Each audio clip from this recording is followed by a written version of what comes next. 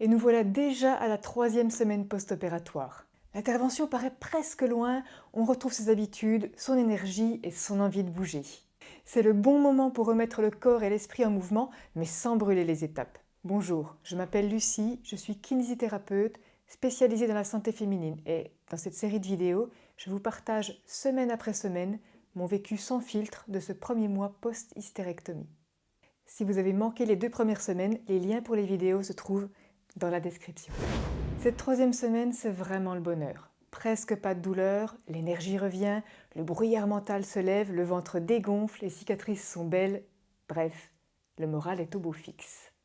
En fait, on a l'impression que tout est rentré dans l'ordre et c'est justement là qu'il faut rester vigilante.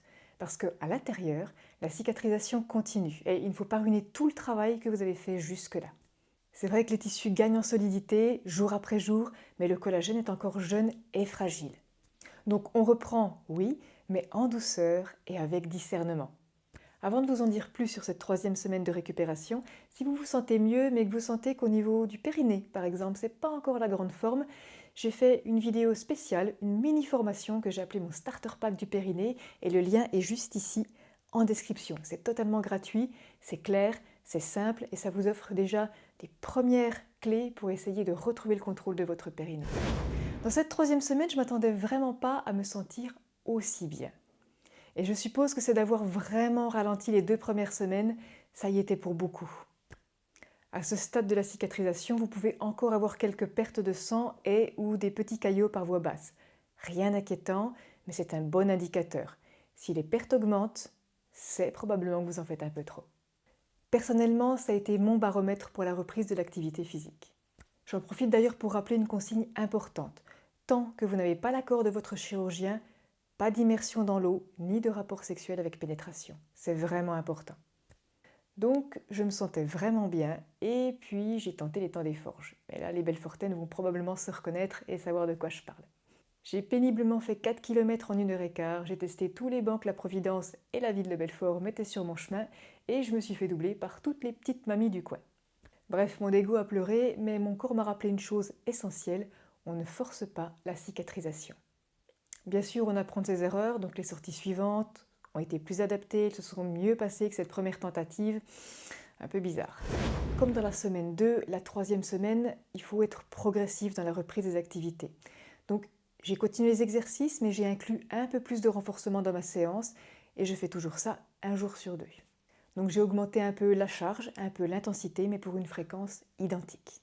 Si vous aimez cette vidéo, si elle vous est utile et si vous appréciez le contenu, mettez-moi un pouce bleu, abonnez-vous et partagez-la autour de vous. C'est la meilleure façon de m'aider moi à faire encore plus de contenu pour vous aider.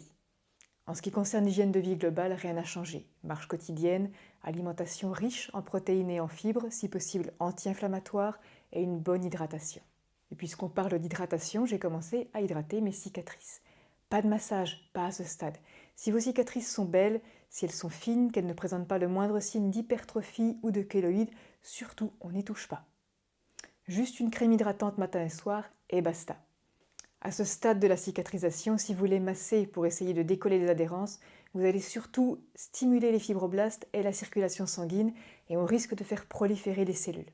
Et c'est ça qui provoque en général des cicatrices hypertrophiques et kéloïdes, donc on évite. Puis je me suis imposée de travailler 4 à 5 heures par jour. Pas de kiné physique au cabinet, bien sûr, mais j'ai fait ce que j'appelle le travail de l'ombre. Revue de littérature, écriture de script et montage de vidéos pour alimenter la chaîne YouTube, préparation des formations et des conférences que je donnerai en 2026 autour de chez moi. Ça m'a permis de maintenir mon cerveau en fonctionnement et de ne pas me déconnecter totalement du boulot. Ce que je viens de vous dire ici, ça n'engage que moi, c'est ma vision personnelle.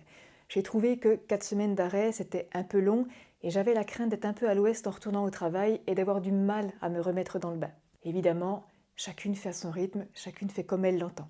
Mais moi je sais que c'est mon équilibre, un pied dans la récupération et un pied dans la vie active.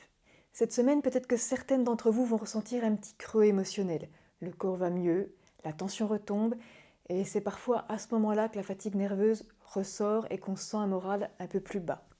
Si c'est votre cas, c'est tout à fait normal. Respirez, marchez, parlez-en à votre entourage, éventuellement votre médecin. Dites-vous que c'est juste la phase où le corps et la tête se réalignent un peu. Ça finira vraiment par passer. Le conseil que personne ne donne, c'est de rester en mouvement, mais intelligemment. Votre grand ennemi cette semaine, c'est la sédentarité déguisée en excès de prudence. C'est pas le moment de devenir une patate de canapé, on est d'accord, il faut bouger, marcher, respirer. Et pour autant, ne vous prenez pas non plus pour Wonder Woman. La récupération, c'est du mouvement intelligent et pas de la performance. Ce dont votre corps a besoin, c'est de régularité, pas d'exploit. En conclusion, on peut dire que la troisième semaine marque une vraie renaissance. Le corps reprend des forces et la tête suit. C'est vraiment le moment idéal pour bouger un peu plus, penser un peu plus, mais sans précipitation. C'est super, on a déjà fait plus de la moitié du chemin et le meilleur reste encore à venir. Dans la semaine 4, je vous dirai comment j'ai préparé la reprise complète du travail et du sport et comment j'ai su reconnaître que mon corps était vraiment prêt. En attendant, prenez soin de vous et faites les choses doucement, à votre rythme, c'est vraiment important.